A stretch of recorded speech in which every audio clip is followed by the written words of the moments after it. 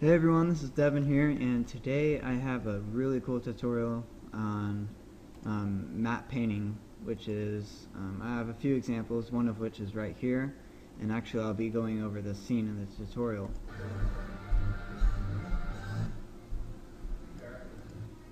You know, the stop sign, I pretty much matte painted over it and got rid of the stop. And also another example of this is, let's go back.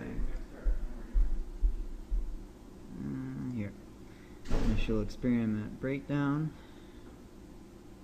pretty much with the truck floating up.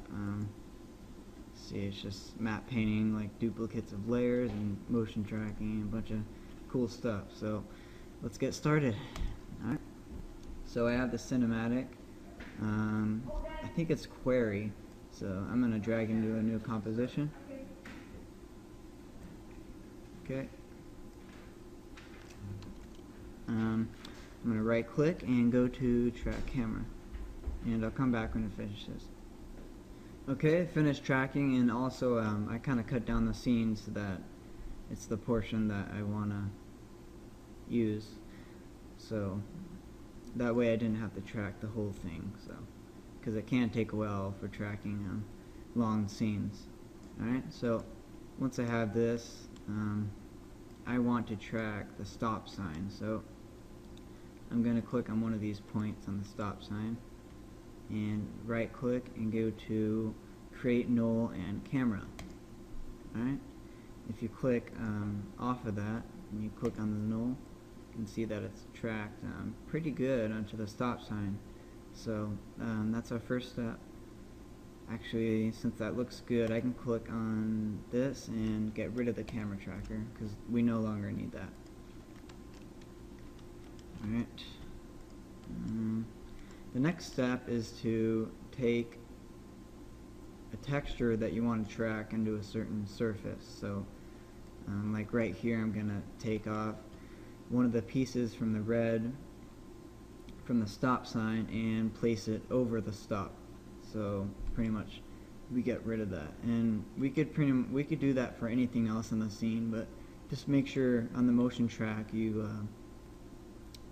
right click and do the null on the area of where you want to put the matte painting. So I'm going to go on an angle that isn't too distorted, like right here is good. The stop sign is looking pretty straight at us, and I'm going to duplicate this original layer by clicking Control D. Right click, go to time and freeze frame. Okay, so now it's pretty much frozen, but that's okay. If you hide it, you'll see that everything is still okay. So I'm going to rename this to be matte 1. Alright, and get out your pen tool over here, pen tool, and let's do a quick mask of this red area. And it doesn't have to be too big because we can duplicate it.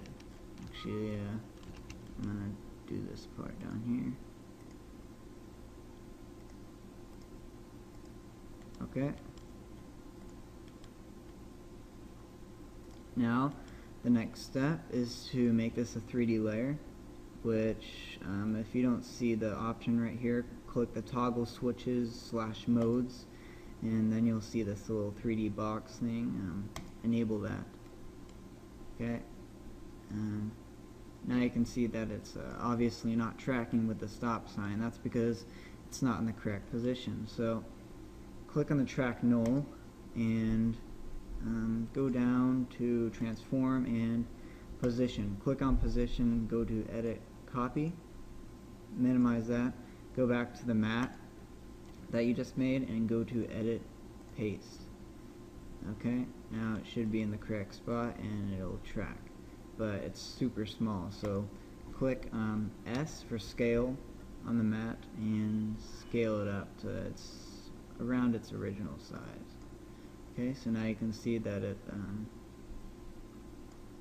motion tracks the sign, and this is essentially a matte painting. That's you can go look up the definition of matte painting later, but it's pretty much what it is. It's combining different images to create your final composite. So, okay, on the mask right here, click N to go to mask, and maximize this and increase the feather a little so that it blends in a little better. And you can always color correct it later, but I'm not going to bother with that too much. Okay, set that over there, and I'm going to make Control D to duplicate them and make a few to kind of cover this up. When I finish up, I'll come back.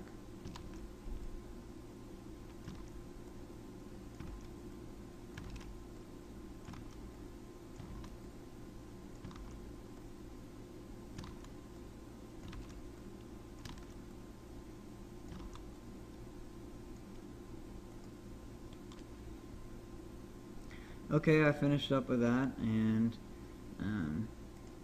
you can see these little splotches, but if you took a little more time on this with the masking and change stuff up, you could definitely get it to look a lot better.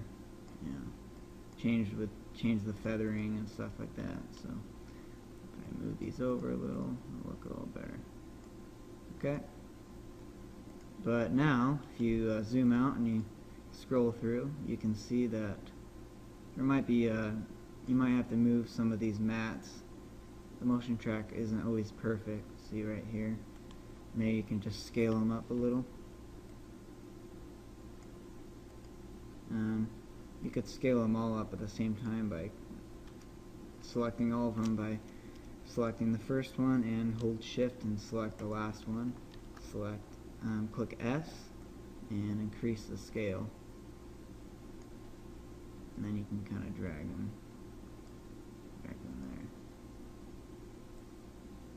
there. Okay, so that's the basics of matte painting, and this can definitely be applied to a lot of other things, like even just like making shadows and removing things that you don't want from the scene and stuff like that. So hope you guys enjoyed this tutorial, and subscribe for future tutorials, and thank you. Bye.